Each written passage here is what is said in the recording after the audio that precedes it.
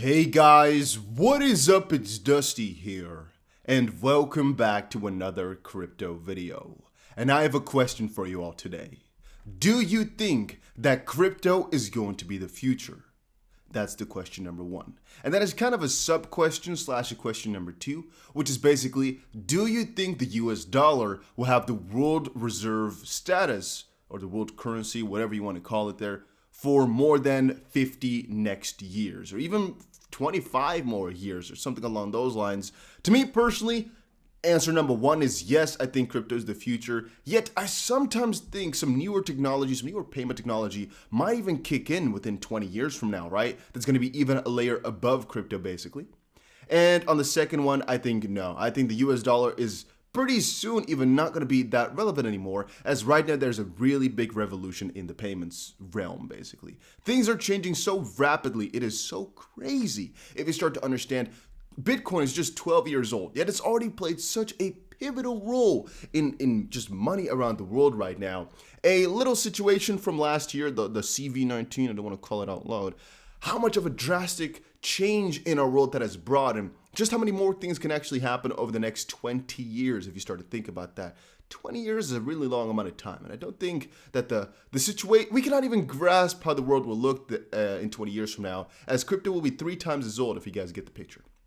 But alright, make sure you check out the Bybit competition, a link is down below. There's 30,000 XP to be won in total, and I've shared this like 1,000 times by now, it feels like, but I'm still telling you guys to enter because there's a couple days left to enter, and I think it's really worth it. So go ahead, check it out, a link is down below. I trade on it every single day, it's my main platform to use, so whatever. 2 articles, and I have a little bit of a story to give you.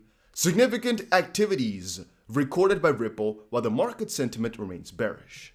And here is what traders might be missing out, or might be missing about XRP's price action. 2 of these ones pointed me into one direction. People are wondering about the XRP price, which is logically so. Then again, ask yourself, why should you worry about the XRP price if you're a holder? And if you're a trader, why would you read these types of things instead of doing your own analysis? Because you should be able to do that. So let's go by step number 1. If you're a hodler, why would you worry about the price? Well, obviously, if you want to buy yourself some coins, you worry about the price because you don't want to pay more for them than you have to. And you might be thinking about just quickly buying it and selling it, and so you want to read somebody else's analysis. I'm going to quickly tell you guys one little fun fact. I believe firmly, wholeheartedly, that time in the markets is more important than timing the markets, which means the sooner you get in, the better, except for a couple of scenarios. And that specifically means if you already have a sizable position, this differs a little bit, because in that case, I'm always a pro to saying, buy your way down, DCA, buy in layers. Then again, you're not going to need an article like this or even this one. If they're talking about bearish for the next couple of weeks, couple of months, or bullish, who cares exactly about what happens? Because your strategy should work no matter what happens. And if you want a little bit of an insight into the strategy there, it is you buy, theoretically speaking, right? Not financial advice, it's just what I do, and I'm saying how this would work if I were you. So I'd buy just into a currency, whatever. If there's a new currency like Algo, I just buy right now, for example, not even look at the price and just kind of stick with that until I decide to buy more and then maybe put a strategy in place. But I buy XRP. Let's say I have a stash already. Okay, I buy right now. I'm going to wait for a certain specific point in the future when the price is down lower. I buy again. And then again, it happens once more. I buy again. That's why I kept telling you guys, I'm not buying the dip at 65 cents, 62, because I was telling you guys, I'm waiting for another bigger dip because I already bought my layers full. And even though I had extra money left to spend on crypto, you don't have to spend all your eggs worth, all your freaking basket worth. I told you, I always keep a sizable chunk of money in Tether USDT or in just US dollars or in euros, whatever, to make sure I can always buy the dip comfortably and always can live comfortably. I never am an advocate of buying too much crypto because even though I'm extremely bullish on this tech, I think it's too scary. It's going to mess with your brain too much and you're going to have a hard time to sleep if there's too much money on the line. If you can always buy the dip, you know how liberating that feels? And even though the price might go up, I've had it a couple of times and I feel guilty, I feel bad because, I could have bought a couple more Ethereum, I could have bought a little bit more into Bitcoin, I could have bought a little bit more XRP. Ultimately, whenever the price goes back down, I'm always happy, or even if it goes up eventually, I'm always happy that I can just live stress-free comfortably, knowing I have a little bit of side money left to buy if it goes lower, or that I have some side money left and I didn't spend everything on crypto. Even though it could have done good, it could have also gone bad, and keep remembering that. So For Bybit, this is a leverage platform, and what that basically means is you can trade with more money than you have, and that is scary to some degree. Why? Well, because if you trade with, for example, $1,000, you have $1,000, let's say, you can actually trade with 50,000. And so, obviously, if the price goes up 1%, you made 50% money.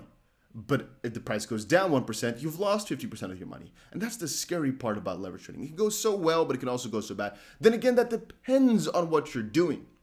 For us, all of us here on the channel, I've expressed like tens of thousands of times our point number 2, which was about if you're a trader, then these articles might matter. Because you want to know what these guys are doing. Then again, you should also never really focus on what somebody else says. You should make your own analysis. What I mean with that is, if you're a trader, you should probably know all this stuff that these guys are posting about anyway. Because, well, if you're going to use their analysis, but not use their exact trading setup, you're most likely going to lose money. At least that's what I find. So if you have your own setup, then why do you need to read all of this? Because they almost never have anything useful to say if there's no real news inside of there. So what my strategy would be in terms of trading and what I would always say, by the way, my internet is really bad if you're wondering why. It might show this type of stuff. I'm not going to refresh anything because, as I said before, we are in Greece right now and the internet is so extremely bad. I have to walk 20 minutes just to be able to upload stuff. And even then, it's just awful. It is awful, awful, awful. It takes me hours upon hours to get these videos up to you guys. But it's worth it, I guess. It's worth it. So about the trader part, the reason I'm sometimes so happy with these types of things is because with leverage and I guess the way that we trade on these types of platforms, what we basically do very often is we buy into it. Just a position somewhere doesn't really matter. And we do the same type of DCA, but a little bit different. Why? Well, we make sure that our liquidation price, which you can just check out how exactly that works, is always in a good little area where one price swing cannot take you out and where you can actually buy a little bit more extra to add to your position to make it more solid the lower that you go. And I am an advocate of keeping a long position open at all times. That's not for everybody, it's just for me. To make sure that whenever XRP basically goes to a level which we've never seen before, that you can basically take up on that wave. And what I mean with that is hopefully we have some internet to show you guys the XRP chart here. I don't think we're going to have that. Well, I can actually use this as an example here. Let's say that we only had the chart from, we can actually maybe use the Bitcoin dominance chart better. Okay, so act as if this is where to be the XRP price, all right? It's not loading. I'm so sorry for that, but I don't have any good internet here. So if this were to be the XRP price, it could be that this is the lowest point that it would ever go to. Or go to in the next couple of years. The same thing for Bitcoin at $3,000 in 2020. Same thing for XRP at, like, for example, 10 cents or 11 cents in 2020. Oh, here we go. We are loading. Now, if you bought a long position at a point like that, let me quickly take the bigger chart here. The thing is that if you, for example, got yourself a long right here or right here or right here or here, and you don't have to do that at once, which I'll explain in just a second, you could have basically gotten yourself all the way to the top right here. And this gain here, if you have some leverage on that, it could have been so many millions of dollars or thousands of hundreds of thousands of dollars, even with small amounts of money. And that's also why I'm sometimes so persistent in saying, hey, learning how to trade is really not such a bad deal. And sometimes trying these leverage things is not such a bad deal. Even though it's risky, I very often find that there's more to win than to lose if you're not being reckless with it. If you're going, for example, with a huge 50 times leverage trade with all your money and you're just winging it, no strategy in place, you might lose more than you wanted to, basically. It's reckless. But if you're thinking about a trade, for example, hey, let's say you were just this is what a couple of people DM me every so often as well. They're, for example, with a couple of group of friends, they're like, hey, we want to just kind of, put 500 euros, $500 to it. Screw it. We're just going to do some trading and see what happens. Is that reckless? Debatable. I mean, I spend so much money on miscellaneous little fun activities and games. Is it all reckless? Is it all stupid? No. It can just be fun. It can be an attempt because, hey, it's like the lottery. You might win big. You might do crazy. But if you put more strategy in, there's actually a pretty good chance to win. And what I mean with that is that if you, for example, were to buy every single time from this peak on forward, if you, for example, bought at $3 and then bought every time the price halved. So, for example, at $1.50 and then 75 cents and then let's say about 40 cents and 20 cents and 10 cents. 10 cents would be your last buy and your average would, for example, be a little bit higher. But if you have times on your money right now, and if that was with leverage, you guys need to understand that key concept. It might be, for example, times 5 leverage. If you're up 200%, it's times 5. On all of that, which is why I'm so adamant as to explaining why this stuff might work if you use it to your own advantage, if you use it properly. So once more, guys, if that sounds like something for you, make sure you check it out. If that does not sound like something you like, don't do it. Because once more, it is not that simple to make money with this type of stuff, but it is sometimes a thing that people just didn't know existed. So make sure you check it out. A link is down below. And right now there's a competition, which basically means if you have 300 XRP in your account, I'll make a tutorial for this maybe tomorrow, by the way. Ooh, tomorrow? I might make that later tonight. I might make a tutorial later tonight, actually, about how this exactly works. So you need to have 300 XRP in your account, which basically means your derivatives account. You put it in spot most of the time, and then you have to transfer it over. And make sure you trade at least for $100 worth. Some of my friends that friends, can I call them friends? I think so. Some of you guys, basically, the community members, I call you guys friends sometimes too. They're actually in the top list here. Some of you guys have reached out to me on Discord, and they're basically going to win something with only 300 XRP to kind of trade with. It's because in a competition, it's worth it even more to just try some stuff out. So if you didn't know how leverage trading worked, and you wanted to try it out, this is your best time. Otherwise, once more, you can always do whatever you wanted. But I'm just telling you guys this because sometimes these things are just not something you notice real quick. Some people are going to call me whatever names for showing you guys this, but trust me when I say that this is for your own benefit here. I'm not saying this for any other reason. I'm just telling you guys, hey, sometimes these things are worth it, but you just might have not known about it. And if you did know about leverage trading, once more, make sure you understand the proper concepts. And I'll be explaining my strategy for once XP gets to a settlement, because I've explained it before in videos. I think we're going to make a couple $1 million, and I'm going to show you guys the exact trade and everything once we get it done.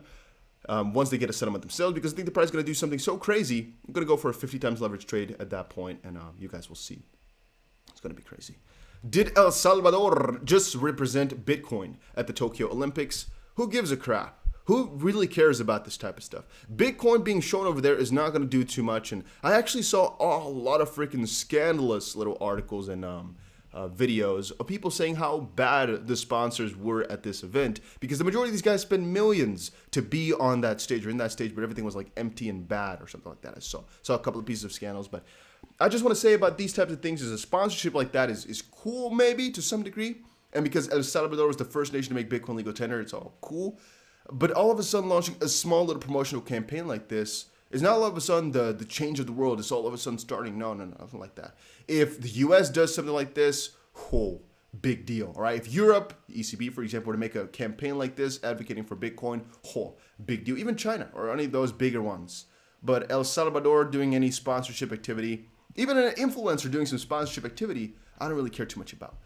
Crypto and the Moon, for example, showed me a video earlier that they sponsored a Formula 2. I think Formula 2 car, Formula 1 car, I'm not even sure what it was, freaking car. They had the logos on there and the Bitcoin logo. I mean, it's cool for them, but it doesn't really help for the adoption and acceptance of Bitcoin at all. At least I don't find so. So it's just mostly for personal gain. In this specific regard as well, it doesn't really add too much to Bitcoin. It's just a little bit of a nice thing, and it gets people talking potentially, but will it really add people to the crypto community? No, I don't really believe in that. What will add is Arab institutional players from the UAE planning to increase their crypto investment. That is pretty damn juicy. And I had one more here. I'm not exactly sure what it is. I guess the internet went away again. Desi startup starts taking Bitcoin in payments despite government warnings. I'm not exactly sure what that one was about anymore. Let's quickly read it again. I don't remember this one. I guess it's not been loaded for a little while, and I just forgot what the article was about. Till now, Bitcoin and other cryptocurrencies are largely seen as an asset class to invest in. I don't remember the article, guys. I don't remember. I'm not sure what to tell you guys anymore. Ooh, I guess it just to do with India and crypto investments. One Indian startup has ventured out to start accepting crypto for payments. The Rug Republic, a homegrown decor brand, is one. The Okla, Delhi-based firm said it would accept top 20 crypto for payments, but only from Indian customers, which is interesting because not that many people are open to do that over in India because it's a pretty scary little business. But all right, guys, that was it for today's video. Hopefully you did learn something from it. Hopefully it made you think about some stuff. I know this is not for everybody because it's not the most, breaking news in that sense, but it's something you should think about. And I've tried to tell you guys so many different times, but it's really difficult to get the message across. Hodling and DCA, two most important concepts throughout it all. And don't get scared when prices go down lower. If you get scared, that's completely fine, but understand that you're most likely overexposed, because I'm never scared anymore for any price to go lower because I believe in crypto in the longer term vision. And since I have the right percentage in crypto, it never really hurts me anymore. So yeah. That was it for today's video. Hopefully you all enjoyed it. If you did, make sure you press the like button and subscribe. And I will definitely see you guys again in another crypto video later today.